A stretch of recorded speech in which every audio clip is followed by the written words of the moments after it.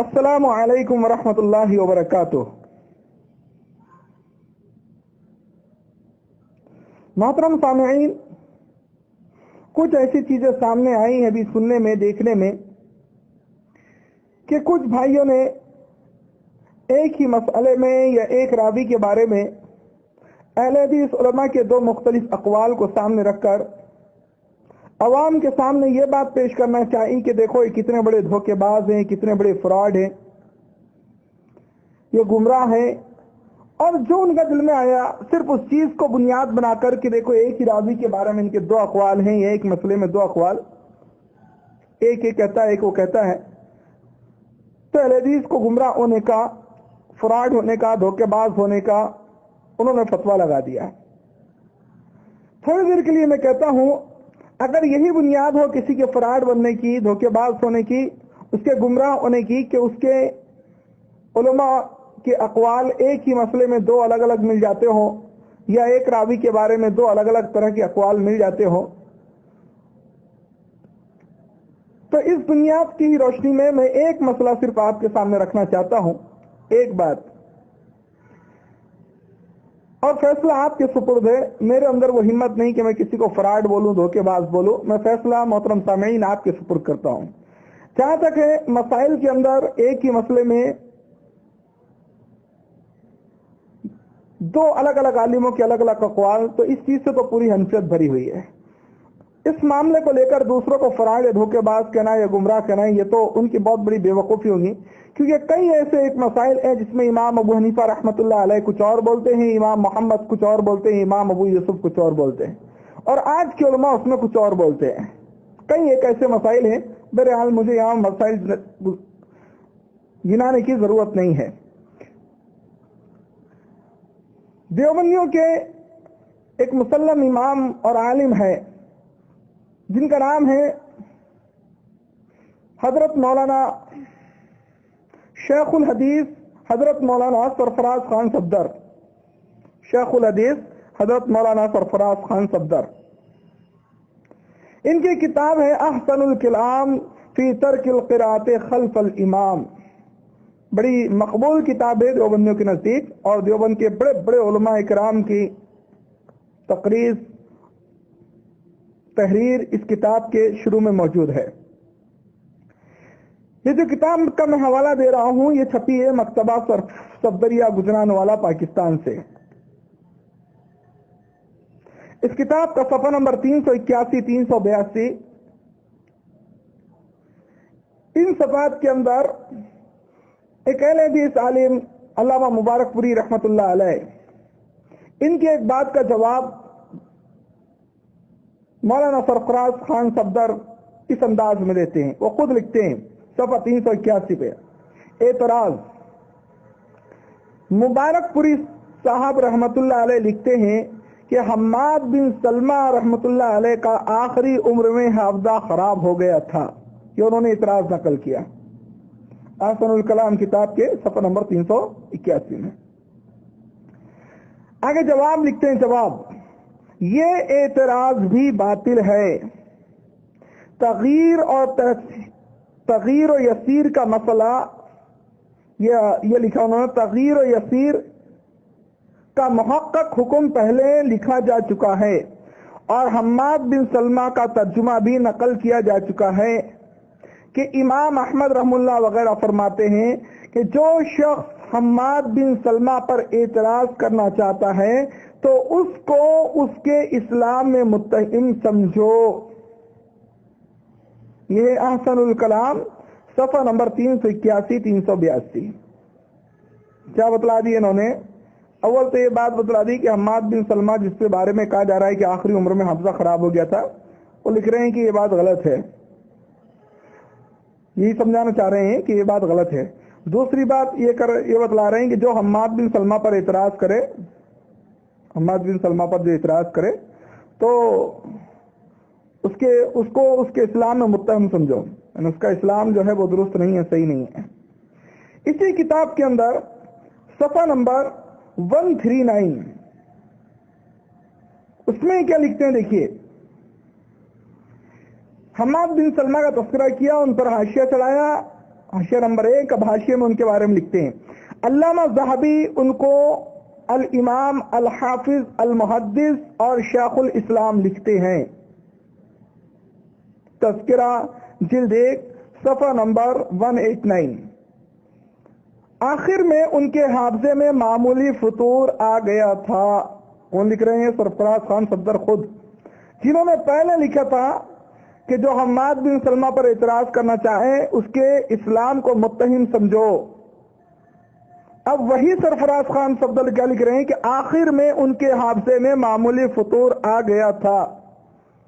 एतराज कर रहे हैं कि नहीं हम्माद बिन सलमा पर? खुद ही एतराज कर रहे हैं और खुद बोल रहे हैं कि जो एतराज करे उसको क्या समझो, उसके इस्लाम पर फैसला आपके सुपुर्द, आप क्या समझना चाहते हैं समझ लीजिए।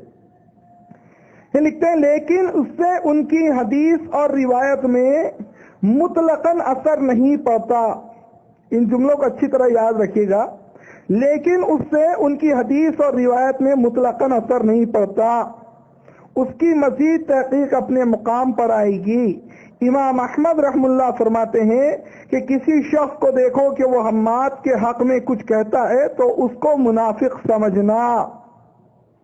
ये है शेखुल हदीस मौलाना सरफराज खान सफदर साहब की किताब अहसनुल कलाम फी तर्किल क़िराअति खल्फिल इमाम। आपने देख लिया ये क्या बोल रहे हैं। हम्माद बिन सलमा को सही साबित करना चाहें, और जो ये बात है कि आखिरी उम्र में उनका हाफजा खराब हो गया था, पहले तो उसको नकल करके उसका इनकार कर दिया, उसी किताब में दूसरी जगह उसको नकल भी कर दिया। ऐसे ही तारुफ को हनफी फराड और गुमराह और धोखा कहते हैं। लेकिन ये देखिए, एक आलिम एक ही रावी के बारे में एक जगह उसी जरा को रद्द कर रहे हैं, दूसरी जगह खुद वही जरा कर रहे हैं। लेकिन फिर थोड़ी सफाई देते हुए उन्होंने क्या लिखा कि इससे उनकी हदीस और रिवायत पर मुतलकन असर नहीं पड़ेगा। चलो ठीक है, थोड़ी देर के लिए आप इसको भी याद रखिए कि उनका हाफजा खराब हो गया था, लेकिन उससे हदीस और रिवायत में कुछ असर नहीं पड़ता है ना, इसको भी याद रखिए। आखिर में लिखते हैं कि जो शख्स हम्माद के हक में कुछ कहता है तो उसको मुनाफिक समझना। अब आइए, ये मुनाफिक कौन है मैं आपको वो भी दिखलाता हूँ, फैसला आप कीजिएगा। इन्होंने कहा है कि जो हम्माद बिन सलमा के हक में कुछ गलत कहता है या कुछ कहता है तो उसको मुनाफिक समझना है ना, हसनुल कलाम के सफर नंबर 139 में। अब देखिए, देवबंद के एक आलिम है जिनका नाम मुनाजिर इस्लाम, तर्जुमान अहले सुन्नत, वकील अहनाफ, हजरत मौलाना मोहम्मद अमीन सफदर उकाड़वी। इनकी किताब है तजल्लियात सफदर, तजल्लियात सफदर, मकतबा इमदादिया मुल्तान पाकिस्तान से छपी हुई है। इसका जिल्द 2 है, सफा नंबर 284 है। क्या लिखते हैं ये देखिए। लिखते हैं, एक रफ़अदैन की हदीस का रद्द करते हुए लिख रहे हैं ना, लिख रहे हैं कि इसमें रफ़अदैन का इजाफा सिर्फ और सिर्फ हम्माद बिन सलमा ने किया है। रफ़अदैन का इजाफा सिर्फ और सिर्फ हम्माद बिन सलमा ने किया है। आगे लिखते हैं, अगरचे वो सिक़ह थे मगर आखिरी उम्र में उनका हाफजा बिगड़ गया था, मगर आखिरी उम्र में उनका हाफजा बिगड़ गया था। पहले मौलाना सरफराज खान सफदर ने कहा कि जो हम्माद बिन सलमा के हक में कुछ कहता है तो उसको मुनाफिक समझना। अब हम्माद बिन सलमा के हक में ये क्या कह रहे हैं कि आखिरी उम्र में उनका हाफजा बिगड़ गया था, तो सरफराज खान सफदर के उसूल के मुताबिक क्या हुआ, अमीन सफदर उकाड़वी कहाँ हुए, मुनाफिक बने। ये उनका खुद का उसूल है। अच्छा, सरफराज खान सफदर ने भी एक जगह इकरार किया कि आखिरी उम्र में हाफजे में मामूली फतूर आ गया था, लेकिन उन्होंने लिखा कि उससे उनकी हदीस और रिवायत में मुतलकन असर नहीं पड़ता, यानी कुछ असर ही नहीं पड़ता, अगरचे उनका हाफजा बिगड़ गया था। लेकिन अमीन सफदर उकाड़वी क्या लिख रहे हैं, जो वकील अहनाफ, तर्जुमान अहले सुन्नत और मुनाजिर इस्लाम है, ये लिखते हैं और कोई उनका मुताबिक मौजूद नहीं। बस ये रिवायत मौकूफन भी सही नहीं। क्यों सही नहीं? क्योंकि हम्माद बिन सलमा का हाफजा आखिरी उम्र में खराब हो गया था। तो हम्माद ने जो रफ़अदैन की रिवायत पेश की, कह रहे हैं कि हाफजा खराब हो गया था इसलिए रिवायत सही नहीं, हाफजा खराब हो गया था इसलिए रिवायत सही नहीं। अगर एक अहले हदीस आलिम ने बोला कि तुमने फला फला रिवायत दी ओ इमाम के पीछे क़िरात नहीं करने की, اس میں تو راوی ہے، اس کا حافظہ خراب ہو گیا تھا. تو ان دیوبندیوں نے فتوا لگا دیا کہ بھائی جو حماد کے بارے میں کچھ کہے اس کے اسلام میں متہم سمجھو اس کو، اس کا اسلام درست نہیں ہے، اس کا اسلام مشکوک ہے، یہاں تک کہ لکھ دیا کہ وہ منافق ہے.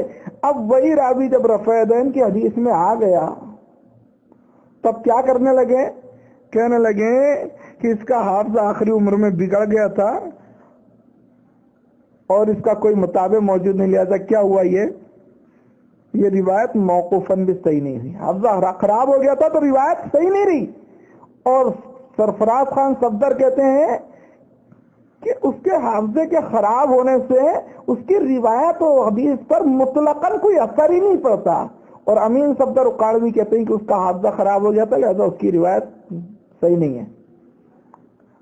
اب قارئین سامعین حضرات، آپ نے پڑھا بھی ہوگا، یہ امیج میں آپ کو دے رہا ہوں، آپ نے وائس سنی بھی ہوگی. فیصلہ آپ کریں اقوال ٹکرا کس کے رہے ہیں، ایک دوسرے کو منافق کون کہہ رہا ہے، ایک ہی راوی کی ایک ہی وجہ سے، ایک خرابی کی وجہ سے اس کی حدیث کو ضعیف کون کہہ رہا ہے اور اسی خرابی کا دفاع کون کر رہا ہے. یہ سب کرنے والے ایک ہی جماعت کے مولوی ہیں، آپس میں ان کا اپنا تعارض ہے. اگر مولویوں کا اس طرح کا تعارض کسی جماعت کے گمراہ ہونے اور ان مولویوں کے فراڈ اور دھوکے باز ہونے کا ذریعہ بنتا ہو تو پھر یہ حکم ان مولویوں پر آپ لگائیے. دعا ہے اللہ تعالیٰ مجھے اور آپ کو نیک اور سیدھی راہ عطا فرمائے. آمین یا رب العالمین.